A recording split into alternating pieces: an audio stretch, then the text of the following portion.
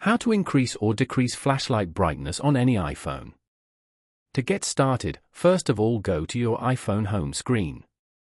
Here, swipe down from the top right corner of the screen to open the Control Center. The Control Center provides quick access to frequently used settings and apps. From here, tap on the flashlight icon to turn it on. Now, if you tap on the flashlight icon on the top on your dynamic island, you can use your finger to drag it around to adjust. You can drag it up or down to adjust the brightness, also, left or right to adjust the width. As you can see, you can tap on it and drag it down to decrease the brightness. And if you drag it up, the brightness increases. This way, you can adjust it according to your preference. Following these steps, you can easily increase or decrease flashlight brightness on any iPhone. Thank you for watching. Please leave a like if this tutorial helped you, or leave a comment below if you have any questions related to the video.